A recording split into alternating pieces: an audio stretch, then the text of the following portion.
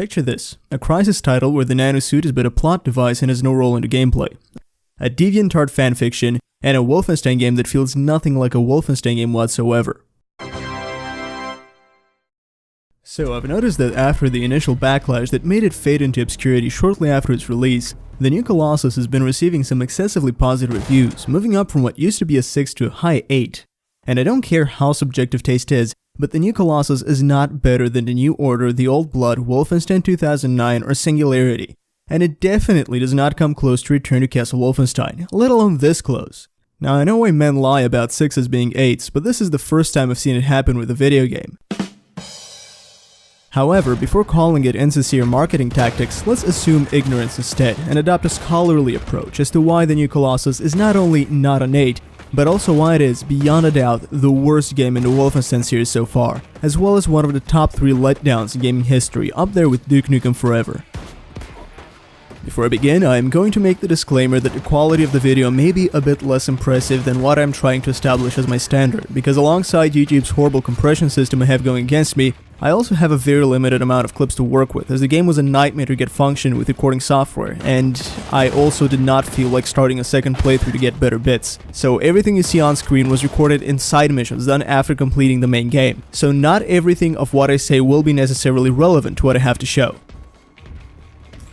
Visuals and optimization. You know, I'm really glad that the meta implies I talk about visuals first because I want to get the good things out of the way. Visually, the new Colossus might very well be the best looking FPS title I've so far had the pleasure of playing. If you take a screenshot of any of the non-fantastical scenes and show it to a non-gaming person, I assure you it is very likely that they will mistake it for a photo. I've tried it. What's more is that scenes usually feature some form of subtle animated or particle effects going on in the background, which though generally unnoticed make environments feel a lot more organic than most titles which can boast of mere photorealism. It is amazing how much the slight addition of steam or dust particles can contribute to the overall visual experience and make a game stand out visually in an era where graphics are more or less consistently lifelike. Be it individual categories or the overall visual effect as a whole, the new Colossus is graphically unparalleled by anything I've played so far. And the best thing about it is that it is very well optimized. Maxed out on a 6GB GTX 1060, I got a continually smooth 60 FPS for about 99% of the time. Drops were rare and only momentary, occasional 2-second dips down to perhaps 50 when going out into open areas, but that's about it concerning fluctuations. It is a really well optimized game, and it does a great job of showing the potential of the id Tech 6 engine.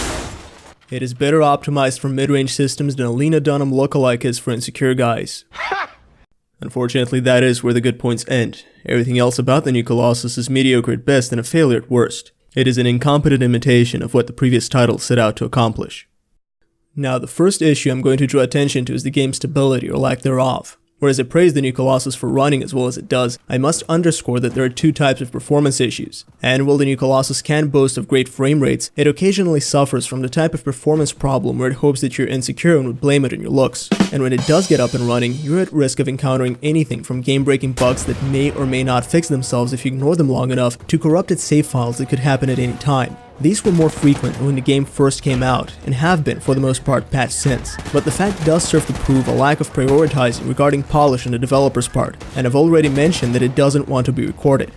But that is the least of its flaws. A lot of extremely glitchy games have been known to become cult classics because of the charm, setting, and gameplay. So the question is, does the new Colossus fall into this category? For one, whereas the id Tech 6 engine delivers in the technical aspect, the game's design does the bare minimum. The game world is neither varied nor thematically detailed. Though the setting, being Nazi-occupied United States, offers a lot of options for varied levels, most of the game takes place in grey hallways and bombed-out cities. 2 of the 4 exceptions are walking simulators, and the other 2 failed stand out. And visual monotony aside, the new Colossus does not seem to care to communicate its setting through visual design, nor does it explore the theme of a Nazi-occupied United States. For all the visual presentation's worth, 90% of the new Colossus levels could very well belong to any dystopian game world like Half-Life 2, Bioshock, or Fallout, except that these titles actually have good designs. The only way to discern it from anything else is by the presence of swastikas, and while there is nothing wrong in a Nazi-themed game featuring an abundance of swastikas, it is incredibly lazy to leave communication to the symbol alone. The logo should affirm the design, not replace it. Just look at the way the New Order handled this. Trenches, castles, prisons, caves, a concentration camp. Everything about it spells out a World War II theme, realistic and fantastical elements alike. In the meantime, the new Colossus is just full at 4 with this mod.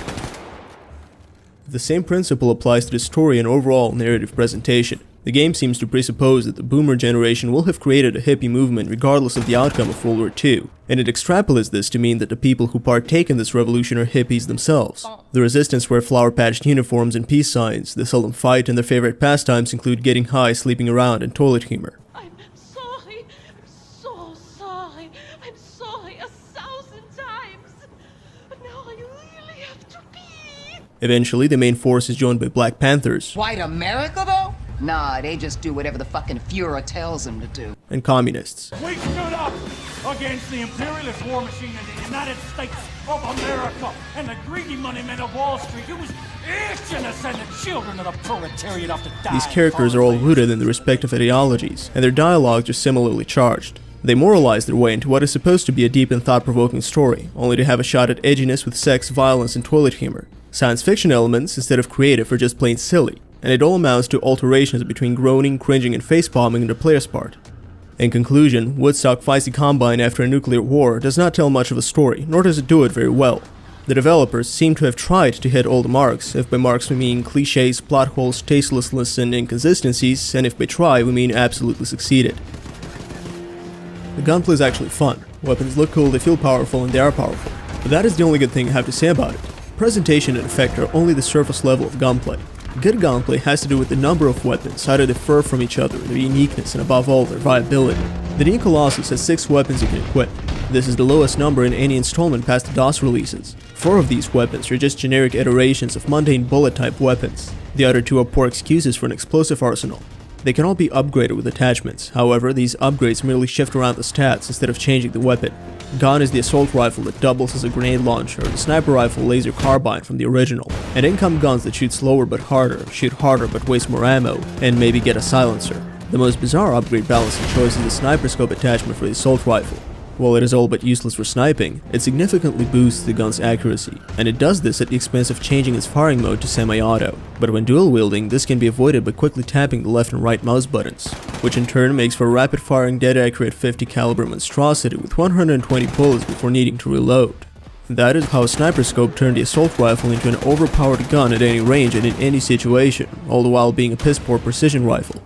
The pistol, shotgun, and submachine gun feel like downscaled versions of this ideal combo, crippled in either range or damage output, which makes them virtually useless except for saving ammunition.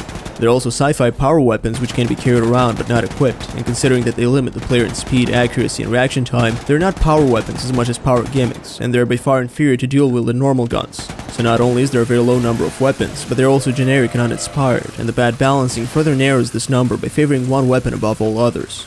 That is not good gunplay. But moving on from the things you shoot with to the things you shoot at, let's talk about enemies. They're predominantly gun-wielding people, which is to be expected. They're your average hit-scanning, twitch reflex, recoilless, dead-accurate baddies who are both entertaining and challenging, even if the latter feels rather cheap on higher difficulties. I have no complaints about the human enemies, except for these minion-looking ones. But how does the game break up the monotony? Well, let's see. First different enemy is a small flying robot. Then there's this bigger dog-sized robot, and then you get even bigger man-sized robots. Following these are even bigger robots, then a huge dog robot, and then you have bigger robots still, followed by robots even bigger than these previously biggest robots. Question: can you guess the final boss? Die. It was a trick question, there's none. Unless you count a QuickTime event.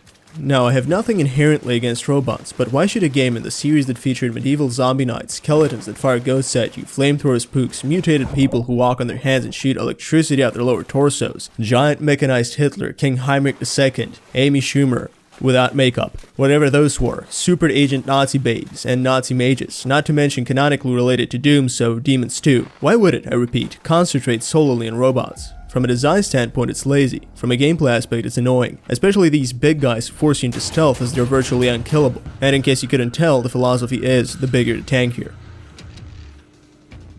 But how about the game's first-person shooter mechanics? Well, let's start at the beginning. The game features a growing list of minor flaws that make for a cumulative mess. The first thing I noticed after the opening sequence was that the player's health is capped at 50. Your armor is doubled to pseudo-balance this, but it only makes the abundance of health packs obsolete, whereas armor pickups feel preciously rare. I then noticed that they have tried to fix the pickup mechanic, but have only made it less reliable. Unnecessary changes to the dual-wielding system have made switching weapons needlessly clumsy, to the point where this is the one instance where switching to your sidearm is not faster than reloading. The game does a horrible job of informing the player that they're taking damage or indicating the direction from which they're being shot. The former becomes noticeable only when the player's health is in single digits, when they have about a millisecond left to live. A major issue are the abysmal enemy spawn points, which allow enemies to literally spawn behind you when the alarm goes off. I'm all for dead accurate twitch reflex hit scanning enemies, because despite feeling somewhat unfair, they can augment the sense of flow and immersion by making the player focus on what is happening in game. But that only works when the enemies are placed where it is reasonable to expect them. There is a difference between challenge and bad game design, and being shot from directions you can't make out and shaking behind you every 10 seconds is indicative of the latter. The fact that early game Blazkowicz feels like a Draw 8 heavy does not help either. He dies too easily, moves too slowly, and he is too big to effectively take cover. These flaws are not separate, but cumulative. Had he been tankier, or faster, or a protagonist in a cover shooter, this would not be a big issue. However, the new Colossus is a run-and-gun title. It resembles an action movie more so than a war drama. The protagonist ought to be tougher or more mobile. Think Doom Guy, Return to Castle Wolfenstein Blazkowicz, or the rebooted Lo Wang. Or if not that, maybe 2009's Blazkowicz or Private Renko, who even though not especially tanky or fast, have special powers to their advantage.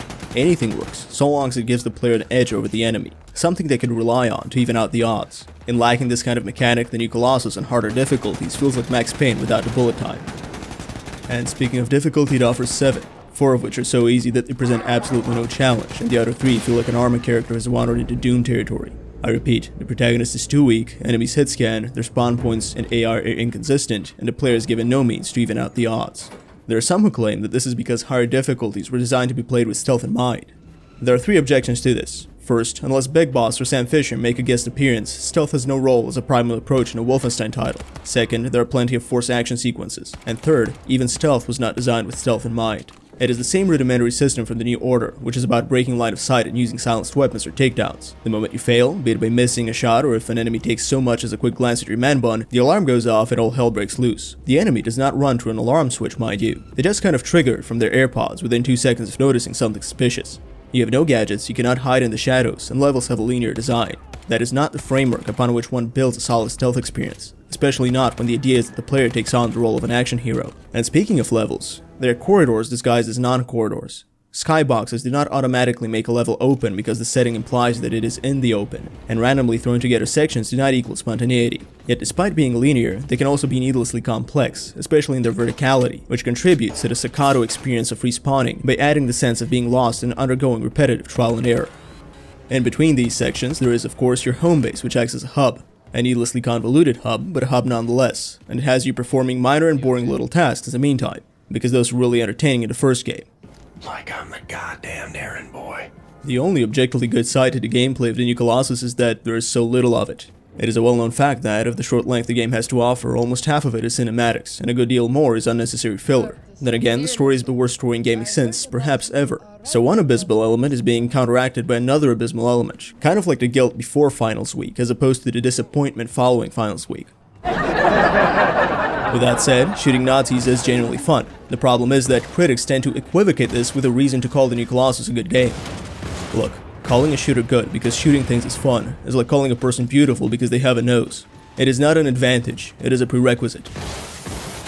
So, Raven Software makes Wolfenstein in 2009 and Singularity in 2010. Their games are largely unknown and they end up working for COD because critics decided they did not like Raven.